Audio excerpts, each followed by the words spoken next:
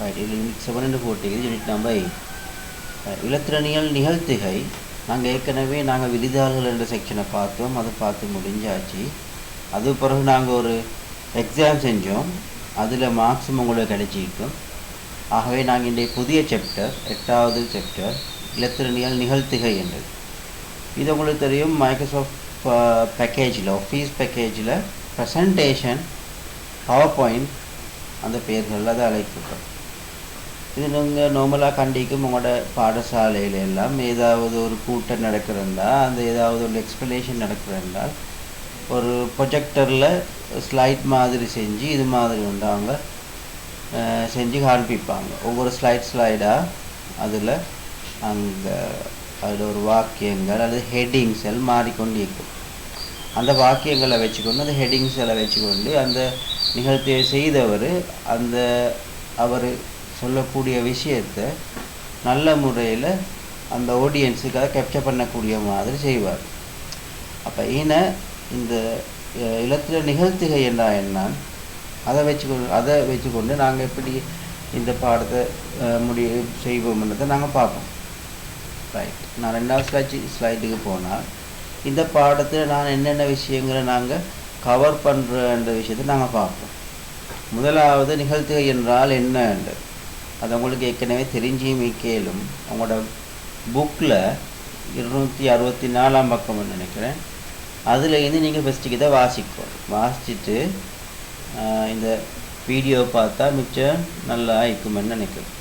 Right. 2வது நிகழ்த்திகையை மேற்கொள்ள பயன்படுத்தப்படும் உபகரணங்கள்.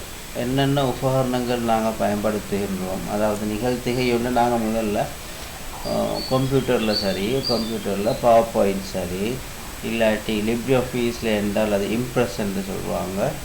அப்போ அப்படி ஒன்றில் அழகான முறையில் இந்த ஸ்லைடுகளை நாங்கள் உருவாக்கின பிறகு அதை நிகழ்த்திகையை மேற்கொள்வதற்கு சில உபகரணங்கள் பயன்படுத்தப்படும். உதாரணமாக இந்த ப்ரொஜெக்டர்ஸ் உங்களுக்கு தெரிஞ்சது நான் நினைக்கிறேன், பாடசாலைகளில் காணப்படுது மல்டிமீடியா ப்ரொஜெக்டர், இல்லாட்டி அவங்களோட ஸ்கூலில் இருக்கும் இன்ட்ராக்டிவ் போர்டு இல்லாட்டி போர்டுன்னு சொல்லுவாங்க. அப்போ இதில் எல்லாம் இந்த நிகழ்ச்சியை செய்யணும். ரைட். நாங்கள் அந்த என்னென்ன ப்ரொஜெக்டர்ன்றதை நாங்கள் ஒரு சிலபஸ் லீக்கிற ஒரு 3 வகையான ப்ரொஜெக்டர்ஸ், அது 3 என்னத்தையும் நாங்கள் பார்ப்போம். அடுத்தது தரமான இலத்திர நிகழ்த்திகை ஒன்றின் இயல்புகள். அதாவது நீங்கள் ஒரு ஸ்லைடை உருவாக்க போல் அந்த தரமான ஒரு ஸ்லைடை உருவாக்க போல் அதில் என்னென்ன விடயங்கள் அந்த இதில் எல்லாம் மீக்கணும், இந்த ஸ்லைடில் என்னென்ன விடயங்கள் அமைய வேணும் என்பது பற்றியும் நாங்கள் பார்க்க போகிறோம். அடுத்தது தான் நாங்கள் ஒரு நிகழ்த்திய மென்பொருள் ஒன்றை பற்றி நாங்கள் இதில் கலந்துரையாட போகிறது. ரைட். நாங்கள் அடுத்த ஸ்லைடுக்கு போவோம். நிகழ்த்திகை என்றால் என்ன, அதுக்காக ஒரு வரைவிலக்கெல்லாம் தந்திருக்குது.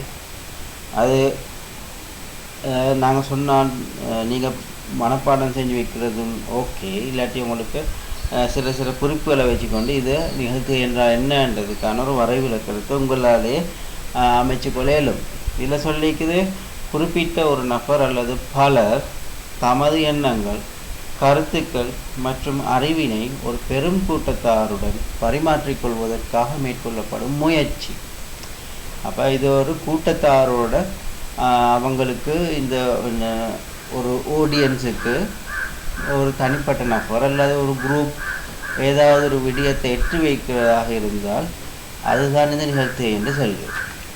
அடுத்தது போனென்றால் நிகழ்த்தியை மேற்கொள்ள பயன்படுத்தப்படும் உபகரணங்கள். அதாவது 3 உபகரணங்கள் உங்களோட சிலபஸில் காணப்படுது. ஃபர்ஸ்ட் மேந்தலை எறிவை என்பது ஓவர் ஹெட் ப்ரொஜெக்டர். ரைட். அது இப்போ பெருசாக பாவிக்கப்படுறதாக இல்லை. நார்மலாக ஸ்கூல்ஸில் இது பாவிக்கப்படுறதில்லை. ஆனால் சில இடங்களுக்கு முக்கியத்துவம் கொடுத்து அங்கே இதை பயன்படுத்த இயலும். ரைட். மேந்தலை எறிவுனா ஓவர் ஹெட் ப்ரொஜெக்டர் என்று ஆங்கிலத்தில் சொல்லுவாங்க, ஓவர் ஹெட் ப்ரொஜெக்டர். அடுத்தது வழுக்கு எறிவை, ஸ்லைட் ப்ரொஜெக்டர். அடுத்த உங்களுக்கு தெரிஞ்ச விஷயம் பல்லுட எறிவை, மல்டிமீடியா ப்ரொஜெக்டர். ரைட். நாங்கள் இப்போ இந்த 3ஐயும் ஒவ்வொன்றா நாங்கள் பார்ப்போம். சில நேரம் நீங்கள் கண்டிக்க மாட்டீங்க இந்த ஓவர் ஹெட் ப்ரொஜெக்டர். இந்த ஓவர் ஹெட் ப்ரொஜெக்டர்னா எப்படி என்றது ஒரு வீடியோடு நான் இதில் காட்டுறேன். அதே மாதிரி ஸ்லைட் ப்ரொஜெக்டர், மல்டிமீடியா ப்ரொஜெக்டர், அதுக்கான ஒரு ப்ரோட்டோடைப்பை நான் காட்டுறேன், அதையும் கொஞ்சம் பாருங்கள். ரைட். அடுத்த ஸ்லைடில் ஓவர்ஹெட் ப்ரொஜெக்டர் மேந்தலை அறிவை. ஓவர்ஹெட் என்றால் அதில் மேலில் ஒரு லென்ஸ் ஒன்று காணப்படும். படமோட புக்லேயும் காட்டிக்கும். ஆனால் சில நேரம் உங்களுக்கு ஒரு ஐடியா ஆயிக்காது அது எப்படி ஈக்குமென்றது, அதை நாங்கள் பார்ப்போம். அதில் ஊடு போக விடும் தாள்கள் பயன்படுத்தப்படும். டிரான்ஸ்பரன்சி ஷீட் என்று. அப்படி என்றால் என்னன்னா, உதாரணமாக நீங்கள் ஹண்டிக்கும் உங்களோட யார்ட்டையாவது எக்ஸ்ரே ரிப்போர்ட்கள், அது வந்து ஒரு பொலித்தீன் மாதிரி ஒரு தனித்த ஒரு பொலித்தீன் ஒன்றில் தான் அந்த எக்ஸ்ரே வரும்.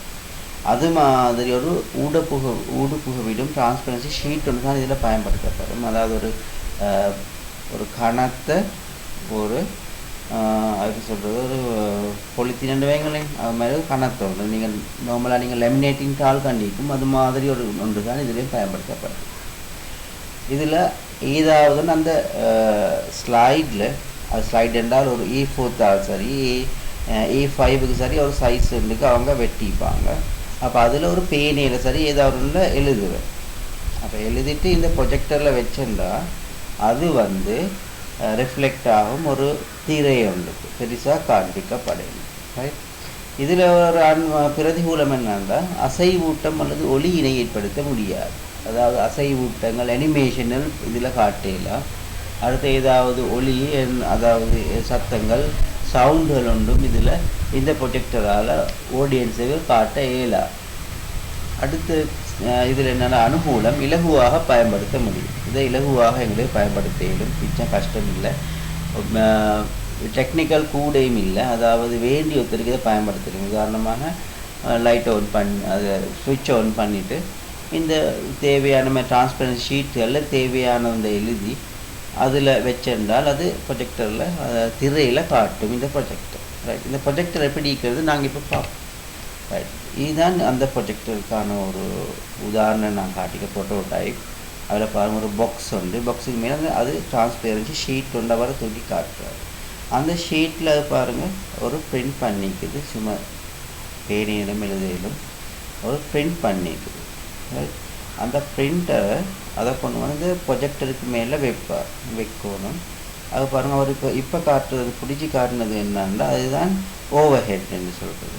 அதாவது வில்லை வந்து அந்த மேலுக்கு தான் காணப்படும். அது அதில் ஹைட்டை வந்து அது கூட்டேலும் குறைக்கலும், அது அப்படி ஒரு கூட்டி குறைச்சி காட்டுறோம். அப்போ இதை ஒன் பண்ணினா இந்த டிரான்ஸ்பரன்சி சீட்டுக்கு கீழே இருக்கிற ப்ரொஜெக்டர்லேருந்து ஒரு லைட் ஒன்றாகும். அந்த லைன் வந்து ரிஃப்ளெக்ட் ஆகுறது இந்த டிரான்ஸ்பரன்சி ஷீட்டோட. அப்போ அந்த ஷீட்லேருந்து அந்த லைட் மேலே போய் அந்த வில்லையில் பட்டு தெரிப்படையும். அது வந்து அதாவது திரைக்கு. ஆகவே இந்த திரையில் ஒரு பெரிய ஒரு வடிவமாக இதை காட்டும். ரைட். இதுதான் ஓவர்ஹெட் ப்ரொஜெக்டர். நீங்கள் கண்டிக்க மாட்டீங்க. ஆகவே அதுக்கான உதாரணம் தான் நான் இப்போ காட்டினது.